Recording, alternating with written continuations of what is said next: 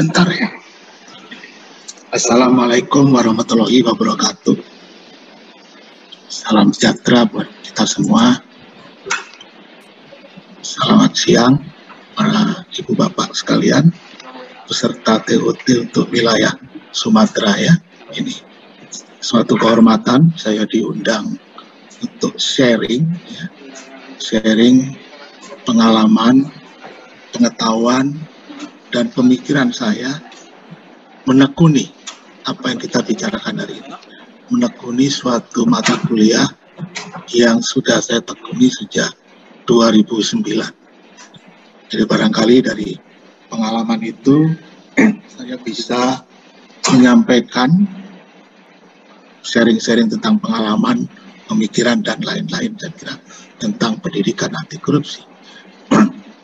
Saya tadi satu tim dengan Pak Ganjar ya.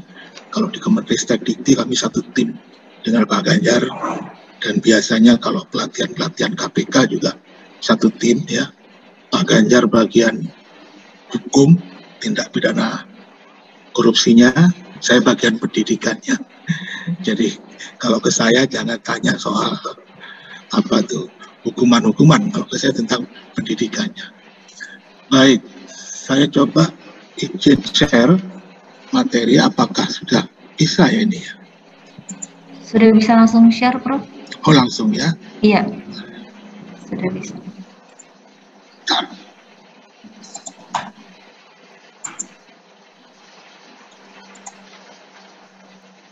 Ya, sudah terlihat, tinggal di slideshow. Slideshow ya. Mudah-mudahan terlihat sudah ya? Sudah. Baik, saya diberi tugas untuk sharing tentang mata kuliah ini dalam bentuk mata kuliah mandiri dan mata kuliah sisipan.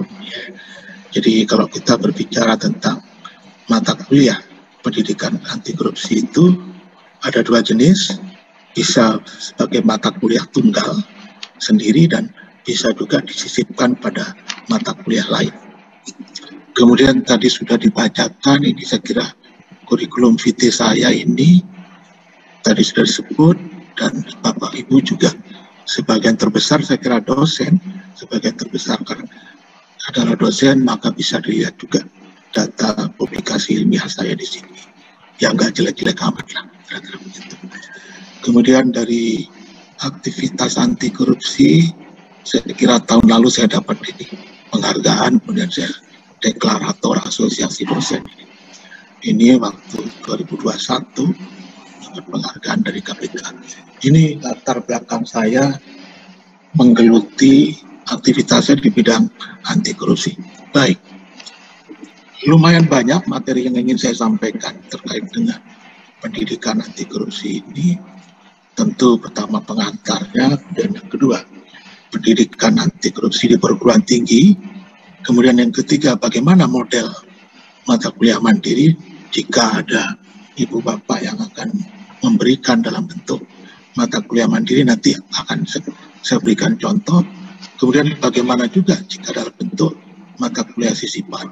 Nah, dua poin ini, model mandiri dan model sisipan, nanti akan saya berikan contoh-contohnya. Kemudian yang tidak kalah pentingnya, nanti akan saya sampaikan juga bagaimana contoh-contoh tugas untuk mahasiswa itu bagaimana. Dan sebelum ditutup, akan saya singgung sedikit tentang bagian penting, ekosistem paling penting dari pendidikan anti korupsi adalah integritas akademik. Jadi materi ini yang akan saya sampaikan, dan bentuk PDF-nya saya kira sudah saya share ke panitia. Baik, bagian pengantar saja dulu. Singkat saja, pada bagian pengantar ini, tahun 2018, perguruan tinggi merumuskan 5 rumusan anti korupsi perguruan tinggi. Waktu itu ada Festival Akademia Anti Korupsi di IPB Bogor, ada 5 rumusan.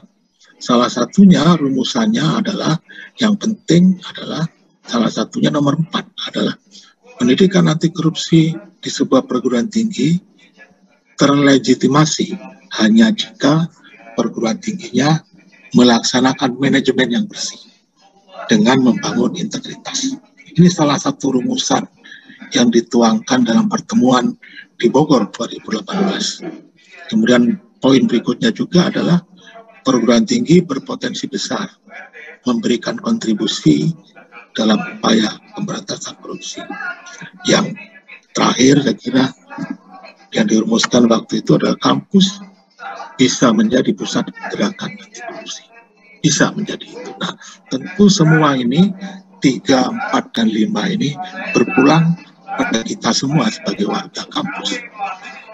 Kemudian masih di 2018 ada Anti Corruption Summit di Makassar 2018 Oktober. Saya kira ada pilihan-pilihan inisiatif anti korupsi yang bisa dilakukan oleh perguruan tinggi. Itu ada 8 pilihan, silakan dilakukan. Bisa salah satu, bisa semuanya, bagus sekali. Salah satunya adalah tentang pendidikan anti korupsi, kampanye anti korupsi, bisa kajian anti korupsi, bisa juga pengabdian masyarakat dengan tema anti korupsi, kode etik dan perilaku integritas akademik, dan seterusnya. Ini juga rumusan apa saja bisa dilakukan oleh perguruan tinggi dalam upaya memberikan kontribusi pada upaya pemberantasan korupsi. Kemudian berikutnya juga ada apa sih sebetulnya harapan publik, harapan orang luar terhadap kampus itu apa sebetulnya jika dikaitkan dengan pemberantasan korupsi. Setidaknya ada 4 harapan. Ada 4 harapan kampus itu. Diharapkan kampus itu berperan di 4 sektor ini, 4 bidang. 1, dia sebagai pusat inovasi dan penelitian, kajian-kajian tentang anti korupsi. Kemudian yang kedua, bisa menjadi rumah dari para expert yang anti korupsi. Kemudian bisa juga menjadi pusat pengajaran anti korupsi. Dan yang keempat, bisa diharapkan menjadi pusat pergerakan anti korupsi. Nah, konteks yang kita bicarakan pada pertemuan hari ini adalah tentang pengajaran ini. Ini tugas saya, bagaimana men-sharingkan hal-hal yang terkait dengan implementasi pendidikan anti korupsi di perguruan tinggi. Khususnya menjawab harapan yang ketiga ini, bahwa kampus atau perguruan tinggi sebagai pusat pengajaran anti korupsi. Nah, kemudian orang sering bertanya memang ya, sebetulnya apa sih tujuan akhir dari pemberantasan korupsi itu? Mungkin di pidato, di pembukaan tadi disebutkan juga mungkin ya, bahwa strategi pemberantasan korupsi Indonesia itu ada 3. 1 adalah upaya penindakan, kemudian yang kedua upaya perbaikan sistem, dan ketiga upaya edukasi. Nah, materi kita hari ini terkait dengan yang ketiga ini, upaya edukasi. Nah, kalau penindakan itu ujungnya orang takut melakukan korupsi, perbaikan sistem ujungnya adalah orang tidak bisa, sedangkan edukasi ujungnya adalah orang tidak ingin. Bukan tidak takut, bukan tidak bisa, tapi tidak ingin. Nah, tujuan akhirnya tentu saja adalah mewujudkan cita-cita kemerdekaan Indonesia. Sebagaimana tertuang dalam pembukaan Undang-Undang Dasar 45, alinea keempat, tujuan akhirnya melindungi segenap bangsa Indonesia dan seluruh tumpah darah Indonesia untuk memajukan kesejahteraan umum. Ini. Nah, kalau dirinci masing-masing strategi ini, strategi 1 itu apa sih? Goal akhirnya adalah menurunnya angka korupsi. Strategi nomor 2, perbaikan sistem dan meningkatnya efektivitas pencegahan. Sedangkan strategi ketiga ini, tujuan akhirnya adalah terbangunnya suatu peradaban yang berintegritas. Peradaban baru. Di mana peradaban itu bersendikan, sendi utamanya adalah integritas. Nah, dari perspektif ini sudah bisa diduga bahwa upaya implementasi pendidikan anti korupsi mulai di TK, SD, SMP, SMA, dan perguruan tinggi, ujung-ujungnya adalah menghasilkan peserta didik atau lulusan yang berintegritas. Ini baik. Nah, terkait dengan pendidikan ini, ada baiknya memang kita mencermati apa yang disampaikan oleh Presiden Republik Indonesia. Ada dua pidato penting saya kira tahun 2020. Pertama dikatakan adalah gerakan budaya anti korupsi harus terus kita galakkan. Kemudian pada pidato kedua, pada momen yang berbeda dikatakan bahwa pendidikan anti korupsi harus diperluas untuk melahirkan generasi masa depan yang anti korupsi. Nah, dalam konteks anti korupsi, maka kedua pidato kunci ini sangat-sangat relevan, sangat inline dengan topik yang akan kita bicarakan hari ini. Baik, nah itu sebagai pengantar ya. Jadi kalau sebagai pengantar poinnya adalah implementasi pendidikan anti korupsi di perguruan tinggi akan dari salah, yakni strategi edukasi tadi.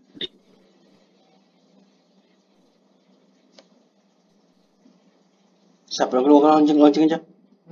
Yang aja siapa keluar? Yang Apa? goalnya, tujuan utamanya adalah terluntil kita berbicara di kampus. Kata kuncinya adalah integritas, berintegritas. Itu ya, saya kira tadi sudah banyak disinggung juga oleh Pak Ganjar tadi, kaitan dengan gratifikasi dan lain-lain. Itu sebetulnya kata kuncinya di integritas. Kata kuncinya di situ.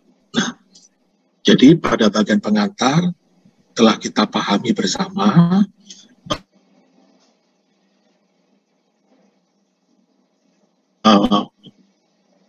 upaya pendidikan pun pendidikan ini adalah merupakan bagian dari strategi pemberantasan korupsi untuk menciptakan, melahirkan generasi yang berintegritas. Kira-kira itu.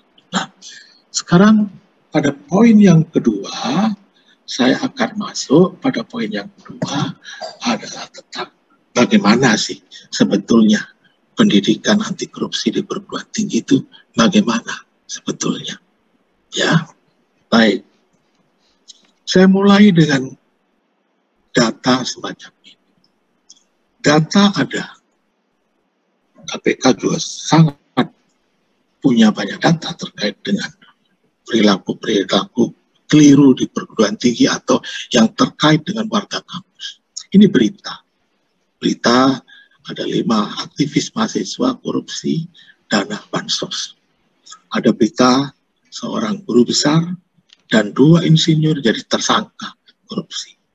Dan ada juga pernyataan yang menyesakkan saya kira waktu itu dari Ketua DPR waktu itu yang dikatakan bahwa koruptor adalah produk perguruan tinggi. Ya, ini sebagian potret dari perguruan tinggi kita. Apakah betul potret ini? Ya mari kita renungkan di kampus kita masing-masing.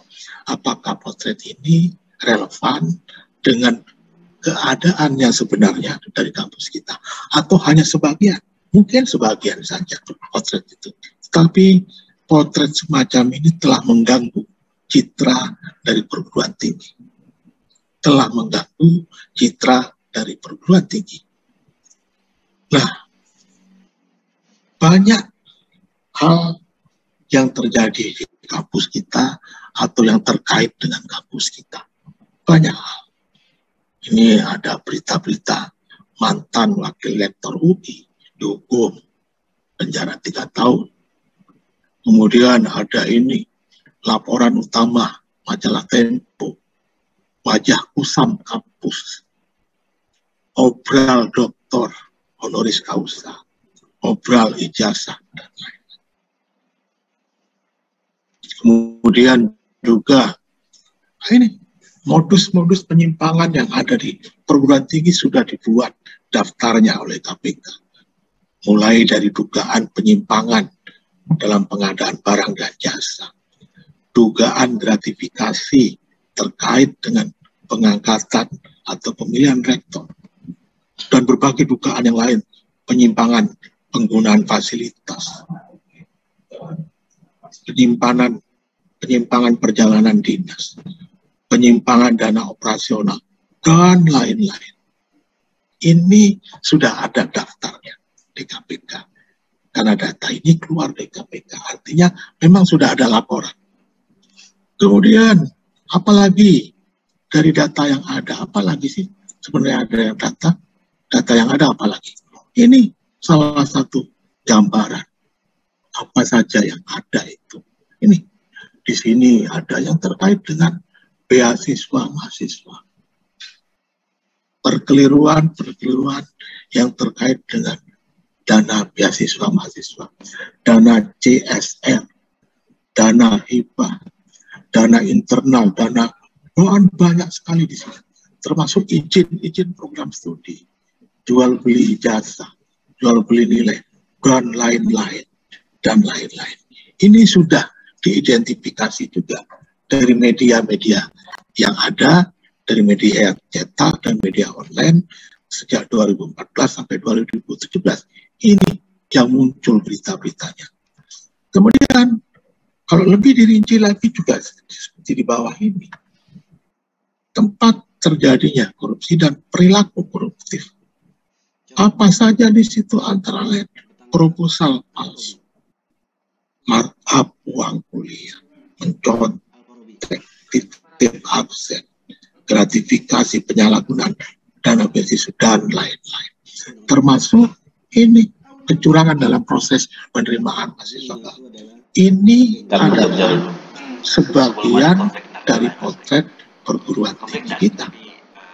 Tentu menjadi relevan pertanyaannya sebagai warga kampus, apa sih yang bisa kita lakukan?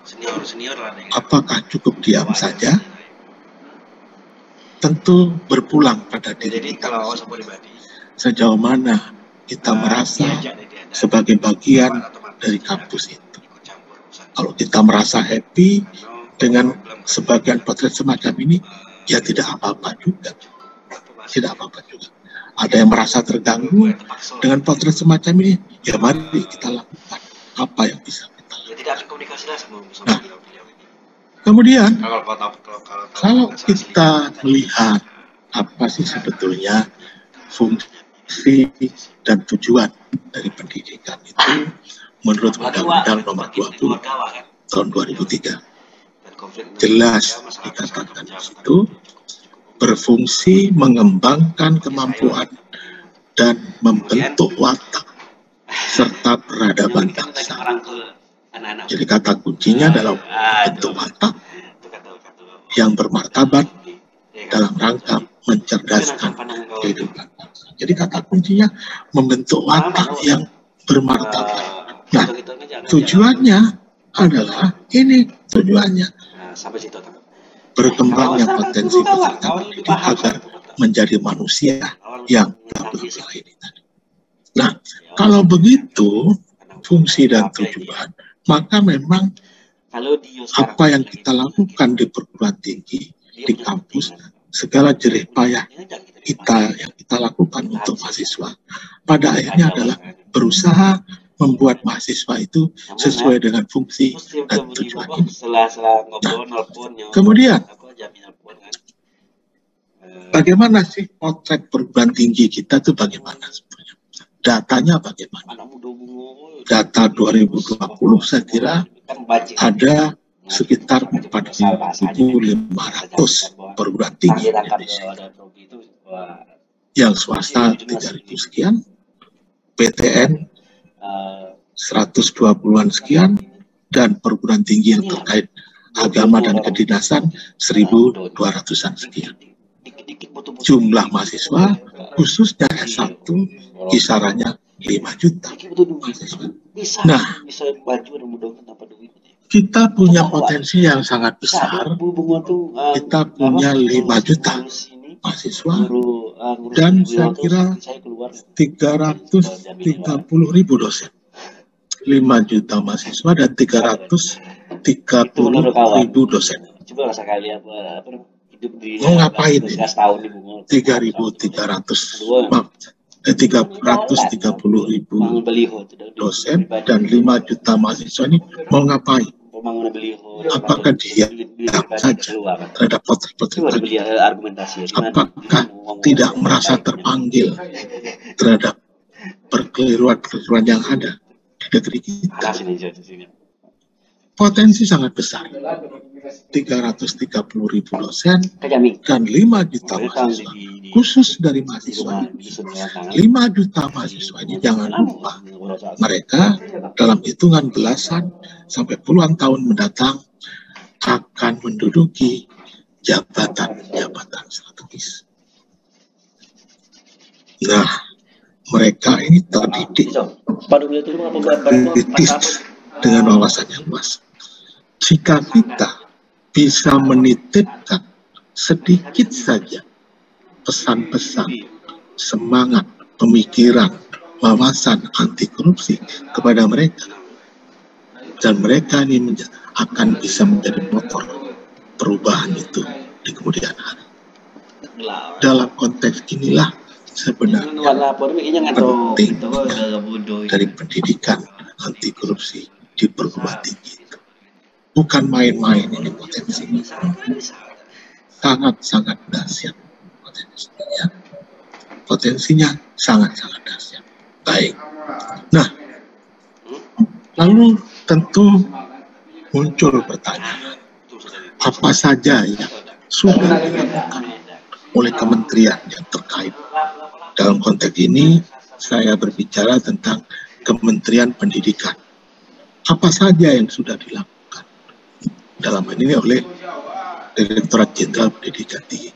Lumayan, sudah cukup banyak yang dilakukan. Pertama, membentuk tim pendidikan anti korupsi tahun 2011. Ada 10 orang anggota dalam tim itu. Salah satu anggotanya adalah Pak Ganjar dan saya. Sebagian terbesar memang para pakar hukum. Nah, tugas dari tim ini waktu itu adalah menerbitkan buku, membuat buku, melatih para dosen, dan menyiapkan hal-hal lain yang terkait dengan implementasi pendidikan anti korupsi. 2011. Nah, lalu dibuatlah 3 buku. Tadi sudah disebut oleh moderator juga. 2011 muncul buku pendidikan anti korupsi untuk perguruan tinggi. 2016 ada buku panduan dosen. Kemudian diterbitkan lagi edisi revisi 2020 dan melakukan berbagai acara seperti hari ini. TOT dalam waktu 3 hari biasanya TOT itu 3 hari. Sudah melakukan 2012 sampai 2018 sudah sekitar 4.500 dosen. Ini salah, 4.500. Sudah sekitar 4.500 dosen dari 2.000 PTN PTS se-Indonesia yang mengikuti TOT, mengikuti teaching atau workshop terkait dengan pendidikan anti korupsi yang diberikan dalam waktu 3 hari. Ya, sejenis hari ini kegiatannya, tapi 3 hari karena lebih rinci. Ada latihan mengajar juga di situ, micro teaching. Jadi para peserta diminta menyiapkan materi ngajar dan diminta mengajar di situ. Kemudian juga ada pemberian hibah pada program-program anti korupsi pendidikan itu. Kemudian muncul juga Permendikbud nomor 33 tahun 2019 tentang pendidikan anti korupsi. korupsi. Diperjelas lagi oleh keputusan Dirjen Dikti tahun 2020 tentang pedoman pelaksanaan mata kuliah wajib pada kurikulum. Dan semua kegiatan ini memang berpartner, senantiasa berpartner atau disupport oleh KPK. Nah, Kementerian Pendidikan sendiri sudah melakukan sekitar melatih 4.500-an dosen. KPK sendiri saya dengar sudah 8.000-an lebih. Nanti bisa diklarifikasi oleh moderator. Bisa 12.000. Di dalam beberapa kegiatan saya ikut memang dilibatkan. Ini yang sudah dilakukan. Jadi sebenarnya upaya terkait dengan implementasi pendidikan anti korupsi di perguruan tinggi itu sudah banyak dilakukan. Sejak 2011 sudah banyak dilakukan. Nah, tadi pada bagian-bagian awal telah kita lihat bersama bahwa tujuan akhir dari strategi nomor 3 tentang edukasi adalah membangun peradaban baru, peradaban yang bersindikat integritas. Kemudian kita turunkan bahwa tujuan pendidikan anti korupsi itu pada dasarnya adalah membangun karakter anti korupsi dari peserta didik dengan 2 cara. 1, menanamkan nilai-nilainya anti korupsi, dan yang kedua memberikan pengetahuan tentang korupsi dan keberantasannya. Yang disebut pengetahuan ini antara lain yang dipaparkan oleh Pak Ganjar tadi itu.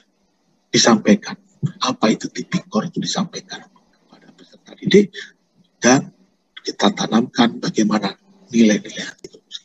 Jadi kalau begitu, tujuan dari pendidikan anti korupsi itu membangun karakter, dijalankan dengan 2, memberikan nilai dan memberikan pengetahuan, knowledge. Jadi tidak hanya nilai-nilai, tapi juga pengetahuan. Nah, tentu tujuan akhirnya adalah seperti ini. Kita harapkan generasi masa depan itu lebih baik dari kita. Generasi yang mempunyai karakter lebih baik dari kita. Karakter anti korupsi. Ini tujuan besar dari pelaksanaan pendidikan anti korupsi. Nah, bagaimana kompetensinya dibangun, diupayakan? Kompetensi pertamanya, setidaknya peserta didik mampu mengenali dan memahami apa itu korupsi dan apa itu anti korupsi. Kemudian yang kedua, setidaknya mampu mencegah dirinya sendiri untuk tidak tergoda. Dan yang ketiga, mencegah orang lain untuk tidak melakukan itu. Nah, jangan dibayangkan bahwa kata kunci korupsi di sini yang hanya terkait dengan yang besar-besar, tipikor, tidak juga. Termasuk dalam pengertian ini masuk perilaku-perilaku. Tadi itu kecurangan akademik, ini masuk perilaku koruptif. Ini yang akan coba kita benahi. Ya. Nah, kalau kita berbicara tentang pendidikan anti korupsi dalam bentuk mata kuliah, sekali lagi, dalam bentuk mata kuliah, memang ada 2. Mata kuliah itu bisa dalam bentuk mata kuliah tunggal, mandiri, bisa namanya pendidikan anti korupsi atau apapun namanya, dia sendirian. Dan bisa juga dalam bentuk menyisipkan materi anti korupsi ini ke dalam mata kuliah lain. Nah, pada bagian yang mandiri bisa juga merupakan mata kuliah wajib, bisa juga merupakan mata kuliah pilihan. Nah, pilihan mandiri atau pilihan bentuk sisipan, mandiri wajib apakah mandiri pilihan, tentu sangat bergantung kepada kebijakan kampus masing-masing. Sekali lagi saya sampaikan bahwa implementasi pendidikan anti korupsi dalam bentuk mata kuliah, bagaimana bentuknya sangat bergantung bagaimana kebijakan dari kampus itu sendiri. Apakah kampus mau menyelenggarakan mata kuliah dalam bentuk sisipan atau mandiri atau keduanya, itu sepenuhnya diserahkan kepada kebijakan kampus. Itu amanat dari peraturan menteri itu. Sepenuhnya. Nah, kemudian tentu tidak hanya dalam bentuk mata kuliah, bisa juga dalam kegiatan-kegiatan lain, kurikuler, ekstrakurikuler. Bisa bentuk yang lain, misalkan seminar, kuliah umum, pelatihan, kursus, kampanye, dan kegiatan-kegiatan kemahasiswaan. Ini yang perlu kita sadari ya, pada saat kita berbicara tentang implementasi pendidikan anti korupsi di kampus itu bisa dalam bentuk mata kuliah, bisa dalam bentuk kegiatan lain, bisa juga keduanya dilakukan secara bersama-sama dan saling melengkapi. Amanat peraturan menteri memang salah satu amanatnya adalah dalam bentuk mata kuliah. Salah satu amanatnya. Nah, implementasi pendidikan anti korupsi ini tentu dia memerlukan lingkungan akademik atau lingkungan kampus yang bersih. Sehingga pada saat bapak-bapak dan ibu-ibu mencoba mengimplementasikan pendidikan anti korupsi, apakah dalam bentuk mata kuliah atau dalam bentuk kegiatan-kegiatan ekstrakurikuler, kurikuler, dan kemahasiswaan, memerlukan dukungan lingkungan akademik dan kampus yang bersih.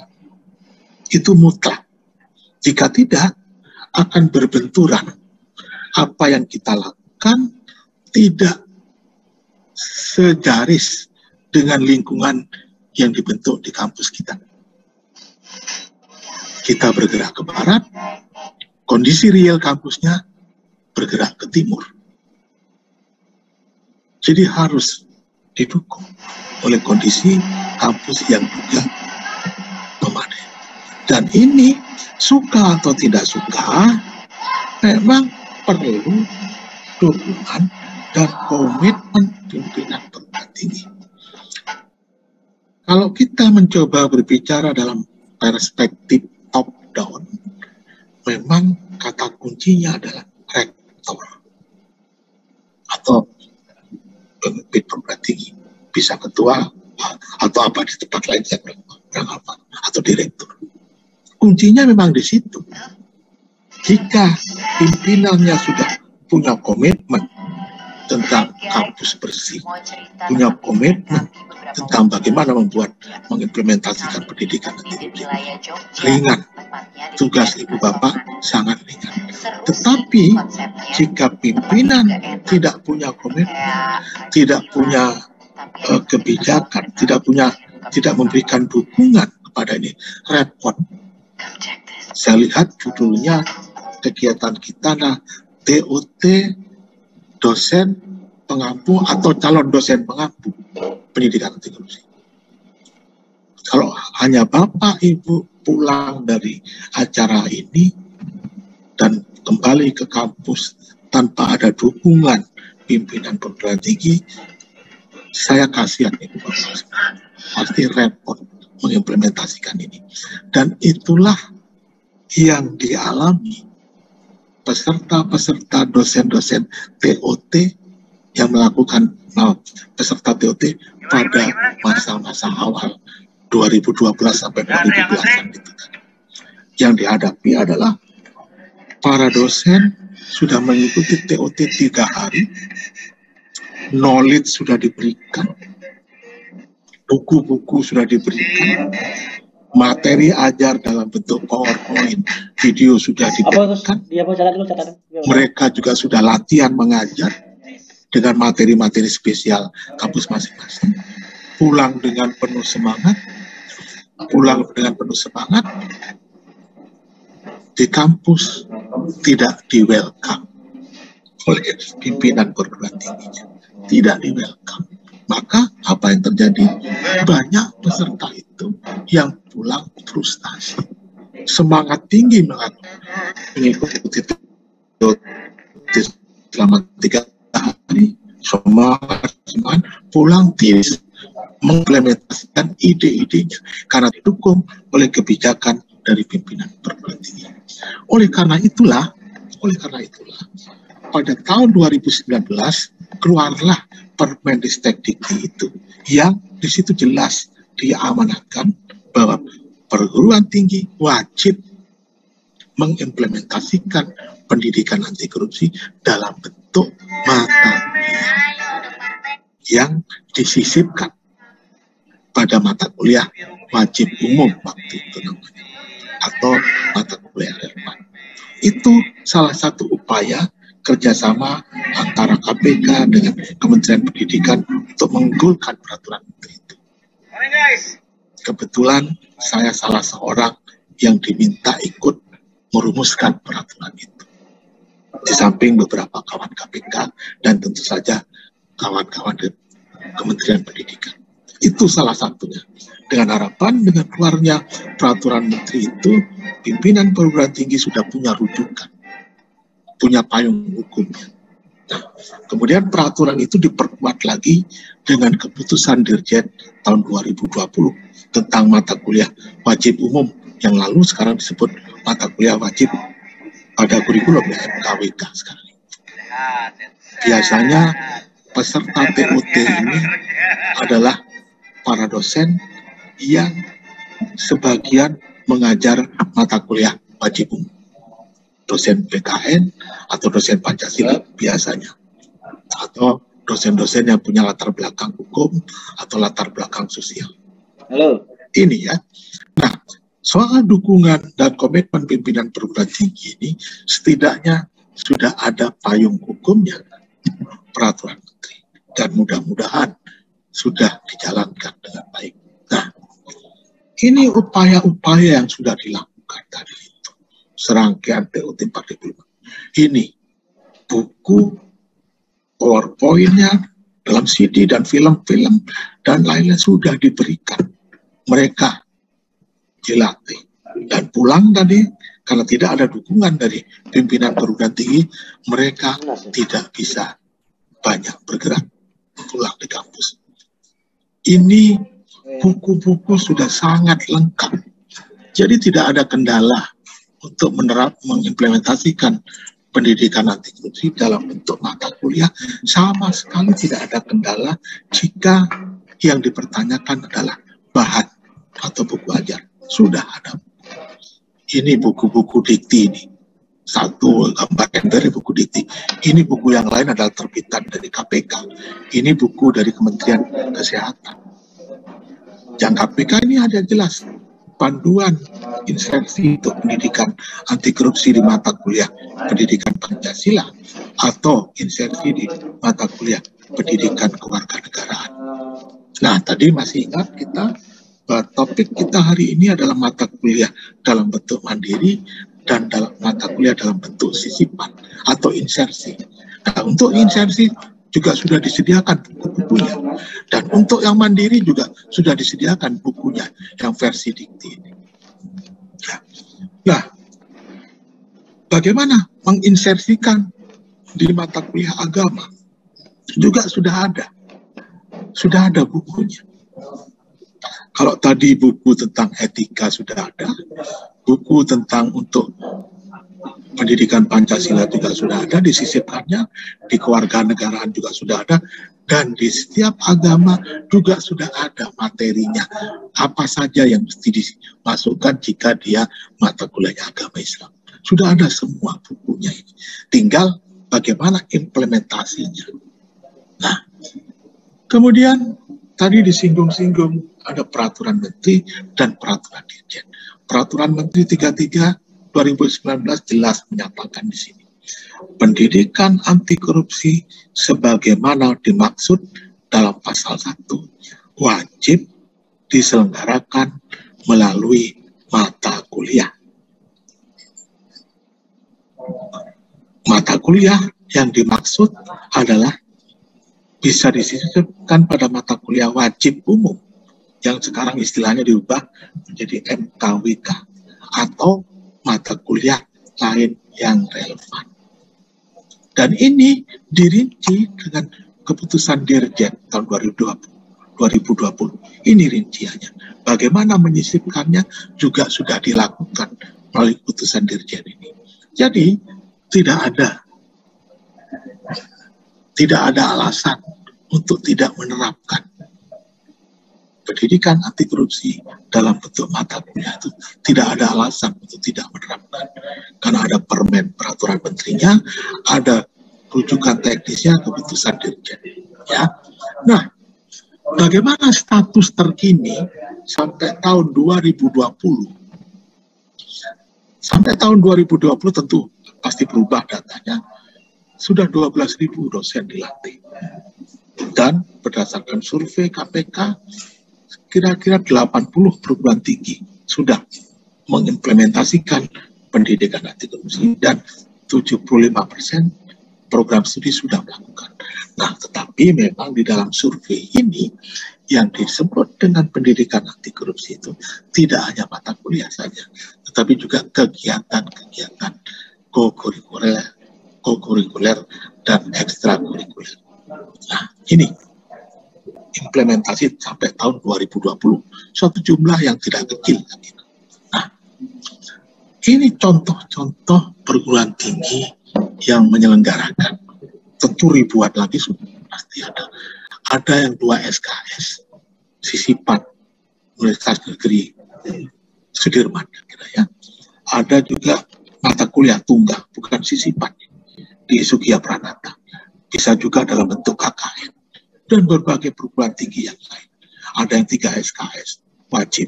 Ada pilihan 2 SKS, seperti kampus saya, pilihan 2 SKS, dan lain-lain.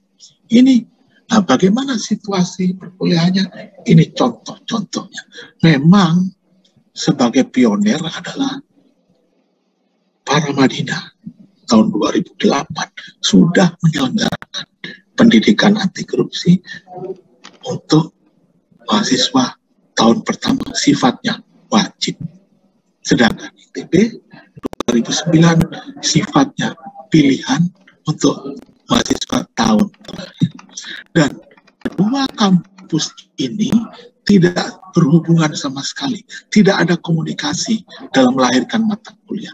Dan secara kebetulan juga keduanya tidak punya fakultas hukum. Di Universitas Paramadina dan di ITB tidak ada fakultas hukum. Dan semua pegiat mata kuliah ini di kedua perguruan tinggi ini tidak ada yang berpendidikan hukum. Dengan kata lain, yang ingin saya sampaikan adalah salah besar jika pendidikan anti korupsi itu hanya monopoli orang-orang berlatar belakang pendidikan hukum saja. Karena dari awal tadi saya sampaikan bahwa tujuan pendidikan anti korupsi adalah membangun karakter. Maka semua tentu dengan berbagai pelatihan bisa menghandle mata kuliah ini. Ya, ini ciri khas, dan mata kuliah ini tidak khusus diberikan pada fakultas tertentu, tapi sifatnya untuk semua mahasiswa. Jadi apa yang kita bicarakan sebagai pendidikan anti korupsi di sini adalah pendidikan anti korupsi untuk semua mahasiswa, bukan untuk mahasiswa fakultas hukum. Semua. Ya. Nah, bagaimana jika kita ingin mengimplementasikan dalam bentuk mata kuliah? Ada beberapa hal yang mesti dipertimbangkan, saya kira ya. Pertama, yang penting, sangat penting tadi sudah saya sampaikan, yang pertama adalah bagaimana kebijakan kampusnya itu bagaimana. Kemudian poin yang kedua, turunannya adalah di dalam kurikulum bagaimana posisinya. Dan biasanya ributnya minta ampun. Tidak mudah menempatkan suatu mata kuliah baru dalam kurikulum. Tidak mudah sama sekali. Dan bagaimana bentuk mata kuliahnya? Apakah mandiri, apakah sisipan?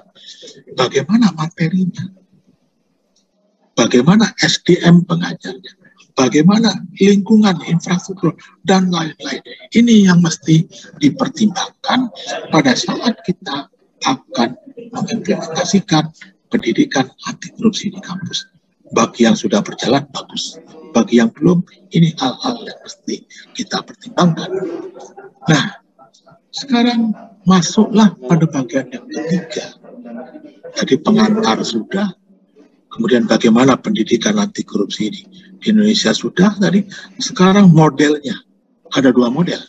Model kuliah mandiri, mata kuliah mandiri, dan model mata kuliah sisipan.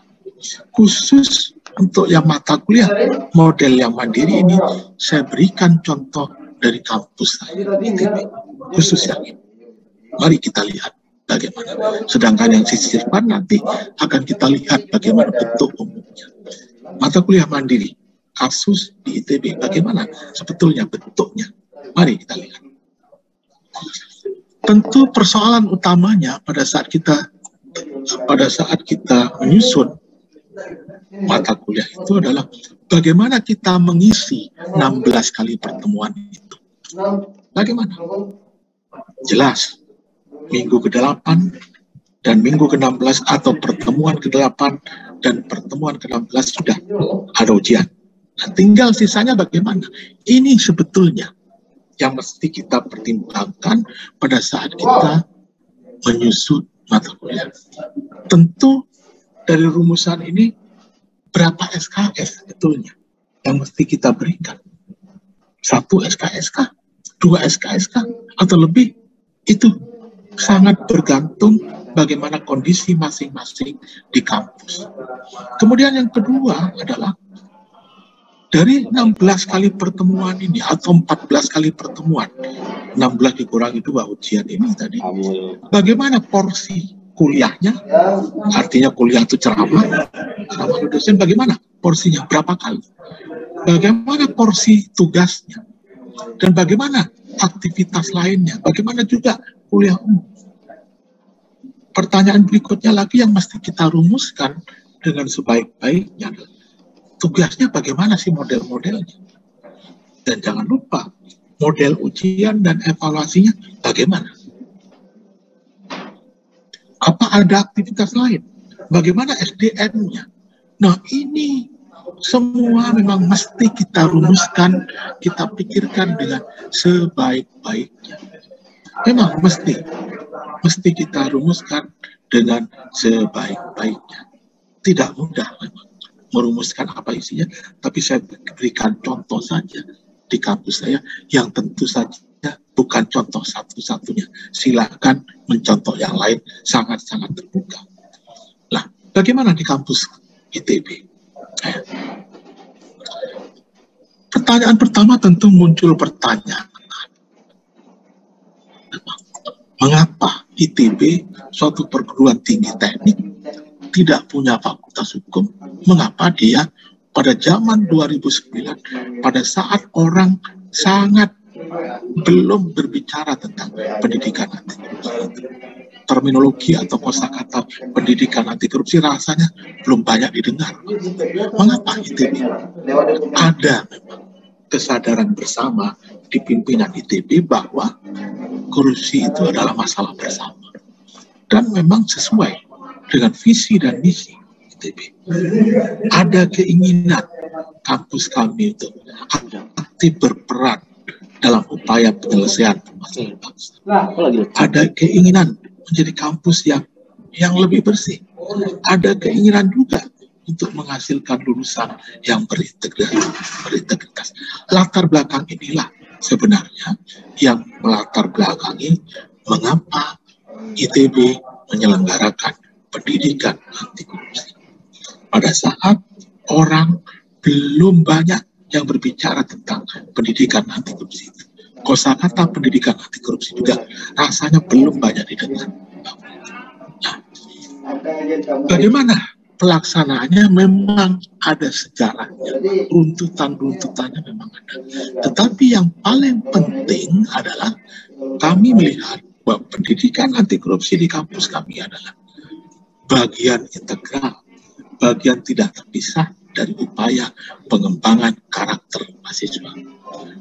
Ada rintisannya memang, ada MOU dengan KPK 2007, kuliah umum dari para pimpinan KPK 2006-2009, pembentukan Satgas, koordinasi dan pelatihan dosen oleh KPK. Kami generasi awal memang dilatih langsung oleh KPK. Waktu itu ada 15 pesertanya.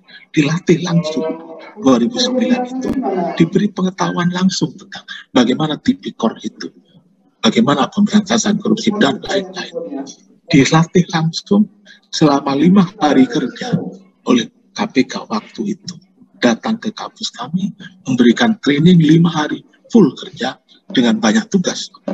Lah, atas dasar itu kami punya keberanian untuk melahirkan mata kuliah pendidikan anti korupsi KO 4079 semester 1 tahun 2009. Dan untuk tidak disebut narsis, saat itu ITB menjadi perintis pendidikan anti korupsi yang bukan hanya untuk mahasiswa Fakultas Hukum, tapi untuk semua mahasiswa. Nah, launchingnya ditandai dengan adanya deklarasi anti nyontek oleh mahasiswa baru ITB tahun 2009. Ada 3.300 mendeklarasikan, ditandatangani, dibacakan di depan pimpinan ITB dan di depan ketua KPK yang hadir pada saat penerimaan mahasiswa baru.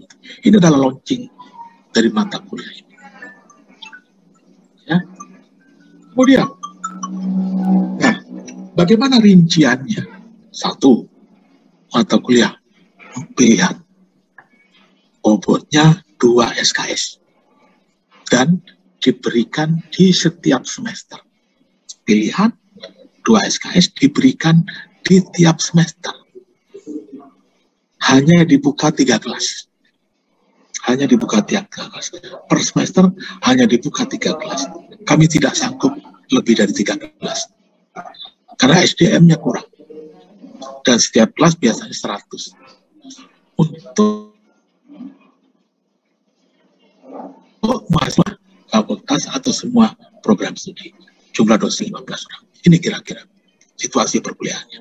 Nah, tujuannya sama dengan yang tadi, adalah menyiapkan generasi berkarakter anti korupsi dengan cara memberikan knowledge-nya dan menanamkan nilai-nilainya. Nah, kami merumuskan, ada beberapa kata kunci yang kami rumuskan agar kuliah ini berbeda dengan kuliah-kuliah yang lain. Pertama, diupayakan memang harus menyenangkan. Diupayakan menyenangkan. Salah satu caranya adalah kurangi ceramah satu arah. Jadi kelas itu lebih banyak diisi dengan diskusi. Dosen sebagai pemancing diskusi. Jadi ceramah satu arah itu dikurangi, sebanyak mungkin dikurangi, sebisa mungkin dikurangi. Yang kedua, dosen adalah role model, fasilitator, dan motivator. Ketiga, pemilik kelas adalah mahasiswa. Student center learning. Mahasiswa ya, jadi pemain utama. Mahasiswa harus aktif. Dan ada project based learning. Ada project-project bersama. Agar mereka bisa punya kesempatan bekerja sama, menjalankan tugas, dan mengimplementasikan nilai-nilai anti korupsinya. Ada studi kasus. Proporsinya kira-kira 50-50. Dosen dan mahasiswa satu visi, dan lingkungan juga harus kondusif. Ini kira-kira desain dari kuliah di kampus kami, yang sifatnya mata kuliah mandiri, pilihan 2 SKS diberikan untuk setiap semester. Nah, bagaimana isinya? Kan pertanyaannya bagaimana kita mengisi 14 kali pertemuan itu. Nah, pertemuan pertama, kedua, ketiga, dan keempat adalah diisi tentang knowledge, pengetahuan-pengetahuan tentang anti korupsi. Di situ juga ada nilai dan prinsip anti korupsi yang kita ambil. Kami ambil dari buku terbitan dikti tadi itu, yang ada 3 buku itu. Kita olah menjadi 4 kali pertemuan.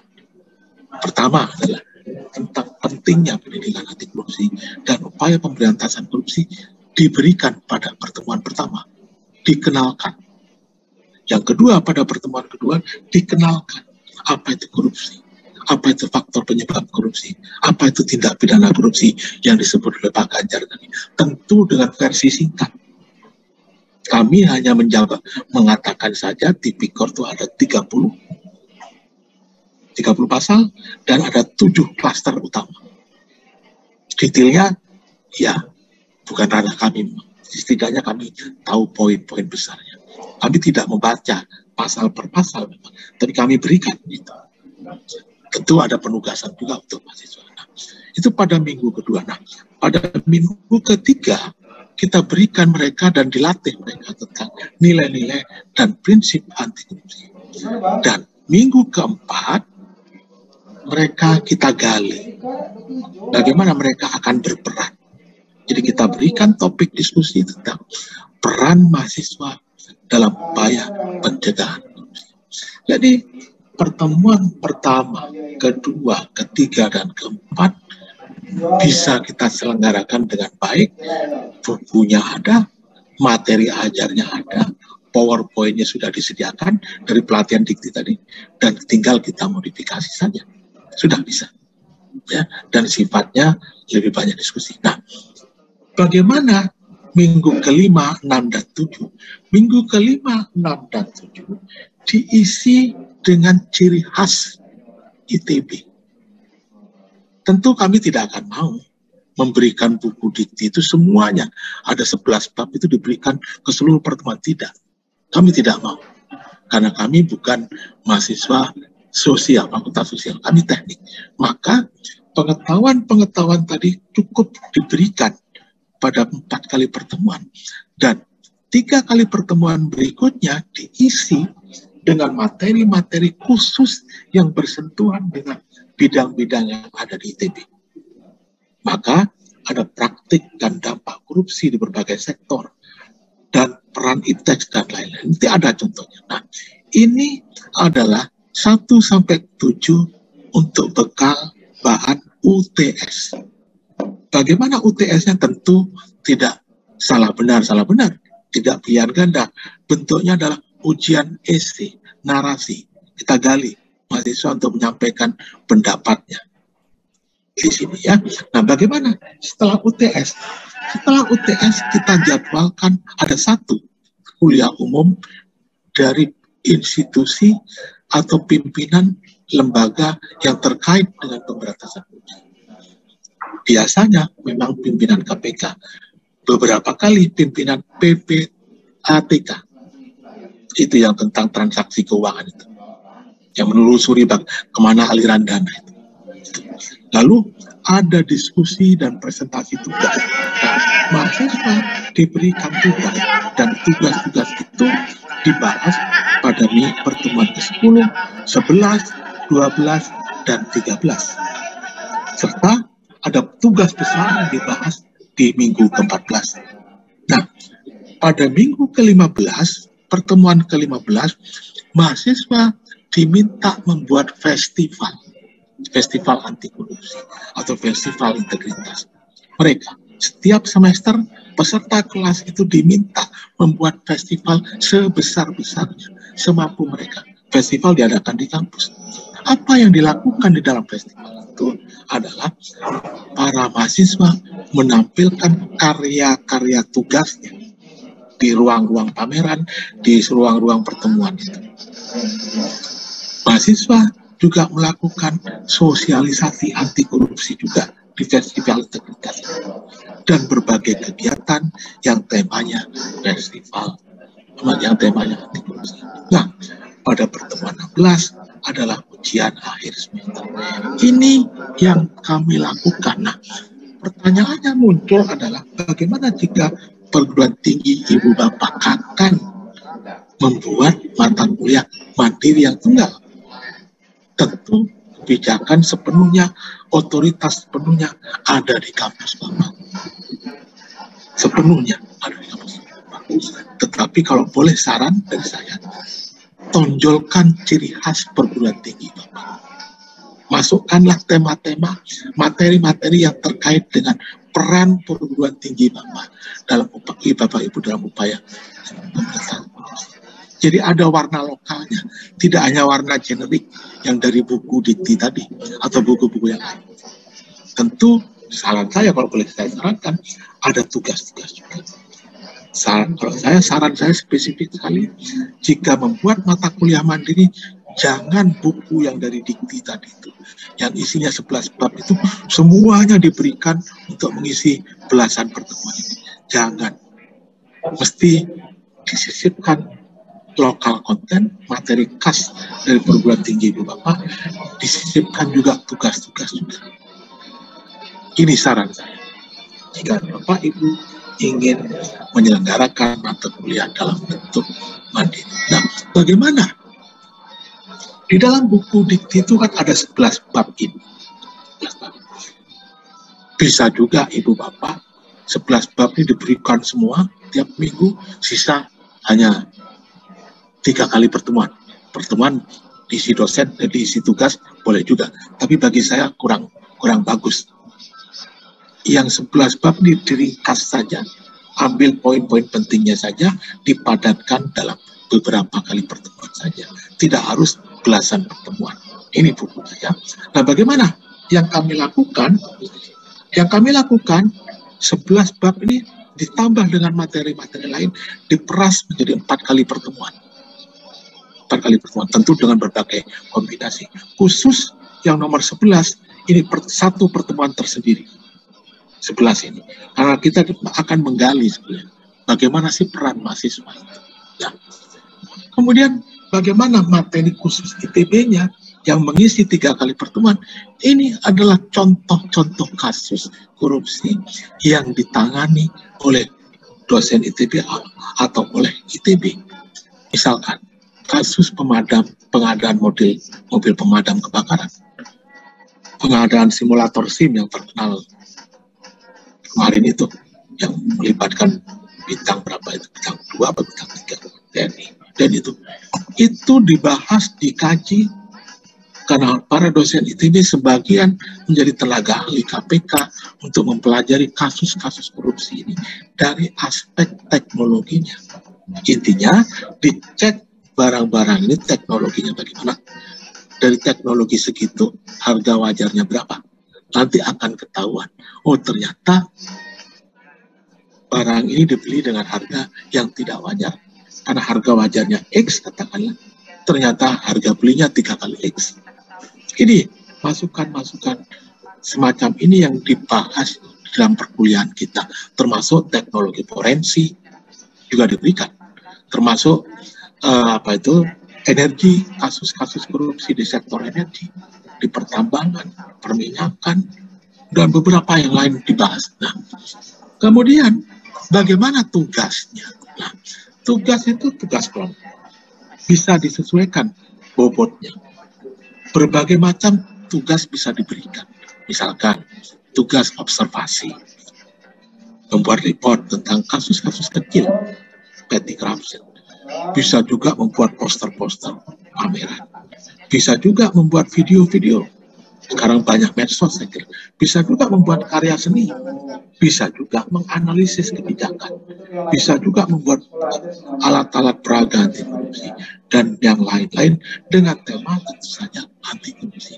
Nah, tugas-tugas inilah, tentu dengan tugas-tugas yang silakan dirumuskan sendiri, yang bisa diberikan kepada mahasiswa untuk menggali bagaimana pengetahuan mereka dan bagaimana skill, keterampilan mereka untuk menggarap hal-hal semacam ini.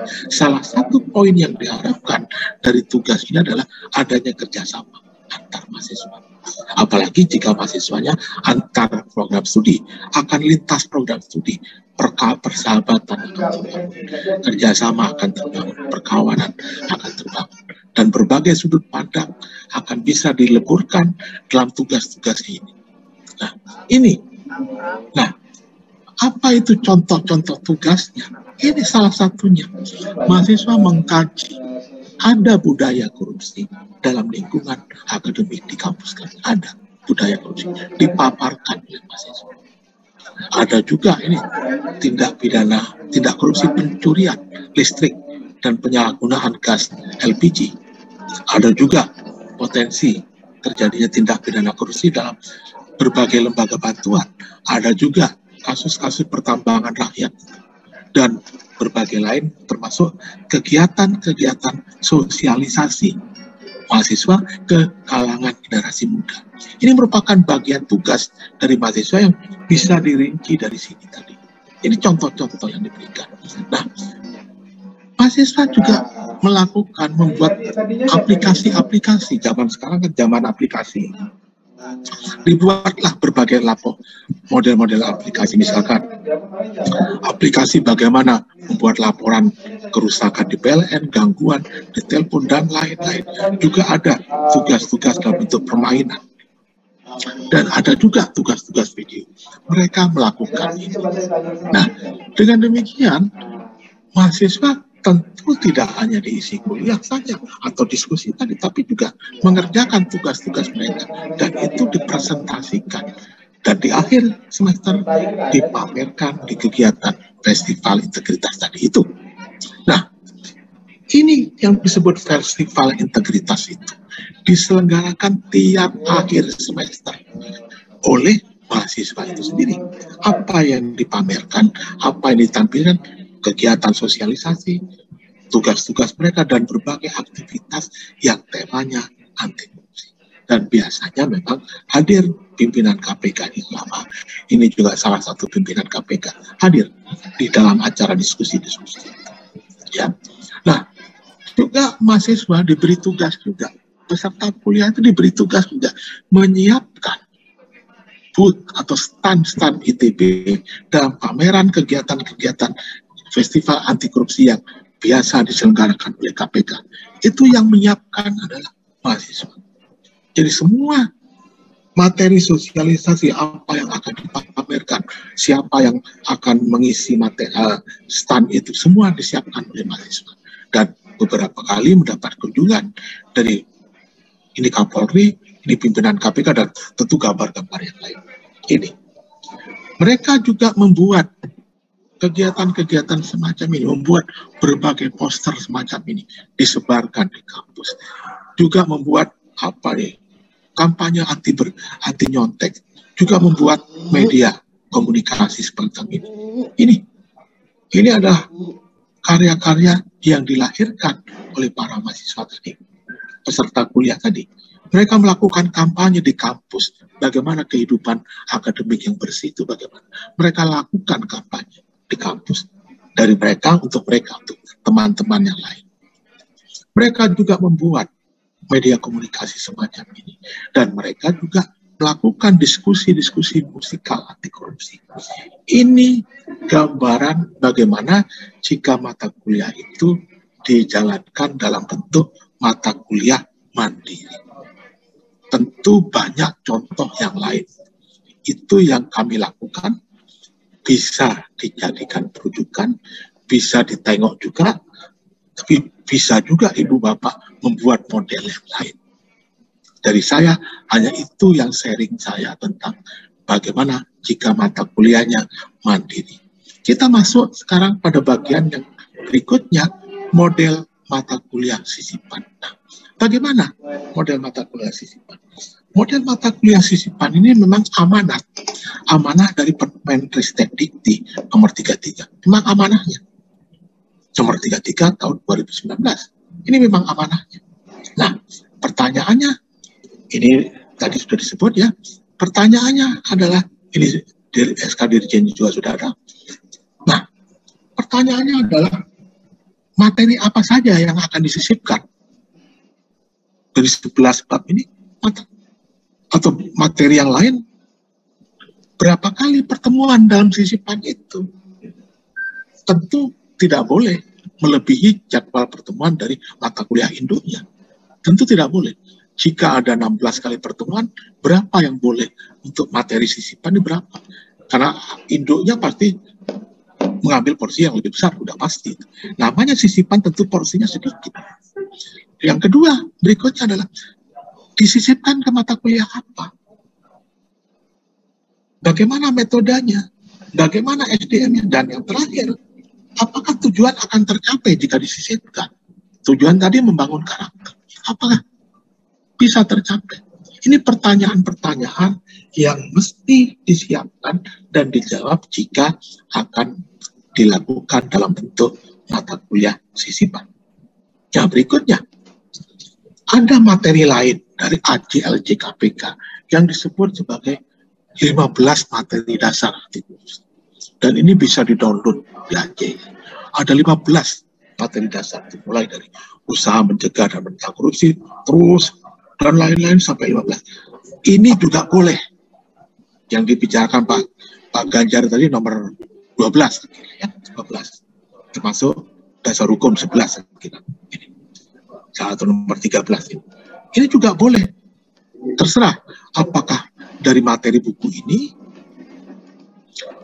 bisa, dari materi buku ini bisa bagian mana yang disisipkan, bisa juga sudah ada panduannya ini. Untuk mata kuliah pendidikan kewarganegaraan sudah ada panduannya. Ada 11 item di sini. Apakah semua mau disisipkan? Silakan. Di Pancasila juga demikian. Ini jelas saja yang bisa disisipkan sudah ada. Untuk etika ini bisa. Ada mata kuliah etika profesi, misalkan. Etika bisa juga mengadopsi materi anti korupsi dari buku ini. Dan buku-buku ini sudah ada, disediakan semuanya. Buku ini ada dan bisa di Google, sangat mudah di Google. Buku ini juga ada materi ini, sangat mudah di Google, tinggal download materinya, sangat mudah. Buku ini sudah ada buku ini, ada. KPK saya kira sudah menyediakan semua buku ini, karena ini produksi KPK. Buku ini juga sudah ada. Buku ini juga sudah ada. Tinggal bagaimana kita melihat dari serangkaian materi tadi, mana yang penting, yang bisa disisipkan di mata kuliah induk yang tadi. Bergantung bagaimana kondisi kampus dan bagaimana SDM dan lain-lain. Ini. Nah, khusus Dikti sudah menyiapkan 4 set video tentang materi-materi yang bisa disisipkan di dalam mata kuliah MKWK atau mata kuliah lain yang relevan. Ada 4 bab. Videonya sudah ada. Mungkin di launching minggu ini. Mungkin minggu ini di launchingnya. Sampai kemarin saya belum ada berita. Ini sudah menyiapkan Dikti. Video topik pertama tentang apa itu korupsi. Topik yang kedua tentang mengapa korupsi harus dilawan. Topik ketiga tentang strategi pemberantasan korupsi. Bagaimana melahirkan generasi muda anti korupsi. Ini sudah disiapkan oleh Dikti, tinggal di launching saja. Kebetulan saya yang diminta, kebetulan saja. Ini ada nama saya di sini, kebetulan saja.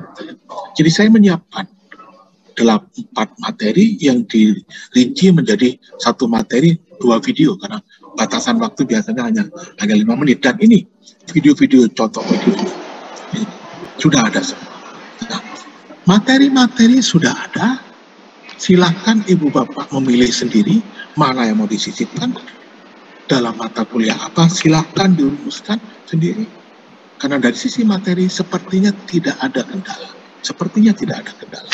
Bisa juga sambil nonton video, lalu mahasiswa diberi tugas meresumekan. Di dalam video ini ada pertanyaan juga, ada kuisnya. Ini ya. Nah, misalkan begini, misalkan ya.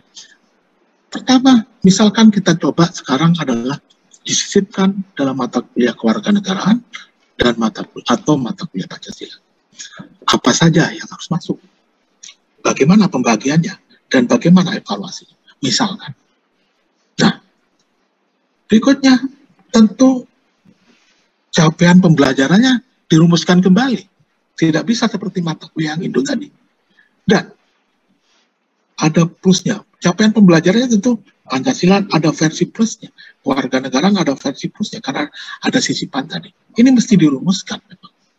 Nah, kemudian bisa juga materi Pancasilanya dipilih dan dipadatkan, dan materi pendidikan anti korupsinya dipilih dan dipadatkan. Inilah nanti bentuk kuliah barunya setelah ada sisipan. Kira-kira begitu strateginya. Nah, apakah cukup 2 atau 3 kali pertemuan? Bisa disebar atau bisa begini modelnya? Silakan. Dan memang jangan banyak-banyak, karena kalau banyak-banyak hilang warna dari mata kuliah induknya. Bisa 2 kali, 3 kali. Ya. Nah, jika diminta 4 kali, apa saja? Ya, salah satu contoh saya tawarkan begini. Kalau 4 kali ya sudah isinya pengertian korupsi, faktor penyebab korupsi. Kedua, dampak masih korupsi, dan seterusnya ini. Termasuk tipikor bagian keempat di sini. Silakan dikombinasikan. Atau materinya bisa diambilkan yang dari sini tadi, berbagai buku dan berbagai materi dari HJLJ KPK. Ya, jadi itu yang bisa saya tawarkan jika Ibu Bapak akan menyelenggarakan dalam bentuk mata kuliah sisipan. Nah, sekarang saya sisipkan bagaimana tugas mahasiswa itu. Tentu mahasiswa harus diberi tugas mahasiswa. Bisa seperti ITB yang tadi itu, dengan berbagai cara, bisa juga. Mari kita coba lihat ini. Salah satu contoh bagaimana kita memberikan tugas mahasiswa itu. Begini contohnya. Ya. Tugasnya bisa dalam bentuk observasi. Bisa dalam bentuk karya-karya poster, pameran tadi sudah disebut, video, dan lain-lain. Mari kita buat lebih rinci lagi sebetulnya tugas mahasiswa itu seperti apa sih. Mari kita buat secara lebih rinci lagi tugas mahasiswa itu seperti apa. Ya, kira-kira begini. Aksi. Kita minta mahasiswa itu melakukan aksi anti korupsi ke masyarakat. Misalkan. Ini misalkan saja, membuat aksi anti korupsi ke masyarakat. Dengan bagaimana? Nah, mahasiswa itu kan bisa bekerja untuk diri sendirinya, untuk keluarganya, melakukan aksi untuk kampus, masyarakat sekitar, atau negara, bergantung. Banyak topik yang bisa diberikan untuk level-level ini. Nah, intinya adalah melalui aksi, mahasiswa berpartisipasi nyata dalam pencegahan korupsi. Mahasiswa mengenalkan anti korupsi, pilih topik-topik tertentu dari berbagai topik tadi. Mahasiswa diharapkan mengajak masyarakat untuk bisa melawan korupsi.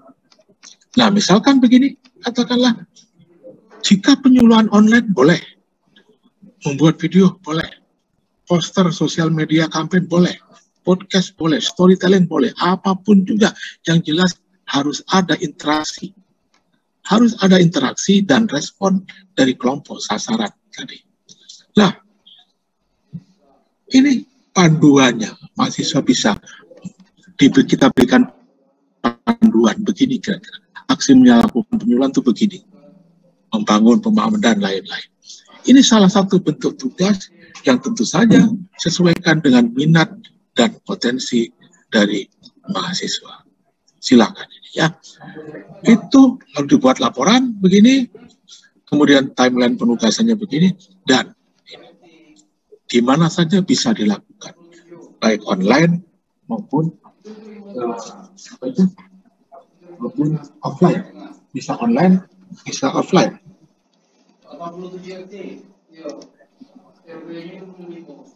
Bisa online, bisa offline ya. Itu ya. Nah, kemudian sekarang bagian terakhir saja, singkat saja. Semua aktivitas tadi itu memerlukan dukungan integritas akademik. Jadi semua kegiatan PHK di sini itu, di kelas itu harus didukung oleh kampus yang bersih. Harus didukung di luar kampus ada gerakan anti korupsi. Dan ini tanggung jawab kita bersama. PHK akan berhasil jika lingkungan kampus bersih, dan ada komitmen pimpinan kampus. Ya, November 2020, KPK dan kami sudah sampai pada kesimpulan bahwa pendidikan anti korupsi saja tidak harus memerlukan lingkungan akademik yang integritas dan pengelola yang berintegritas. Ini dalam diskusi dengan para besar, pimpinan perguruan tinggi, dengan Ban PT dan lain-lain. Itu ya. Nah, intinya adalah perlu ekosistem yang baik. Ekosistem yang baik itu apa? Adalah integritas. Nah, ini bagaimana implementasi integritas akademik, ada komitmen,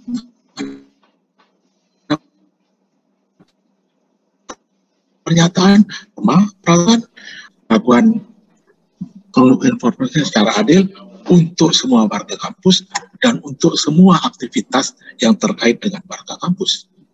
Ini sudah ada. Nah, pada bagian akhir saya sampaikan saja pada penutup. Satu, pendidikan anti korupsi bisa melahirkan generasi masa depan berkarakter anti korupsi. Kebijakan kampus sangat keberhasilan di pendidikan anti. Dan mata kuliah bisa mandiri atau sisipan, pilihan model bisa disesuaikan dengan kondisi kampus masing-masing. Integritas akademik sangat diperlukan untuk keberhasilan implementasi pendidikan anti korupsi. Saya kira demikian yang bisa saya sampaikan. Nomor HP saya sudah ada di situ dan masih ada waktu. Saya kira waktu saya kembalikan kepada moderator. Demikian apa yang bisa saya sampaikan. Mohon maaf jika banyak salah. Wassalamualaikum warahmatullahi wabarakatuh. Waalaikumsalam warahmatullahi wabarakatuh. Terima kasih Prof. Nanang atas materinya. Nah, mungkin sisa waktu setengah jam ini Prof, izin sudah banyak sekali nih peserta yang raise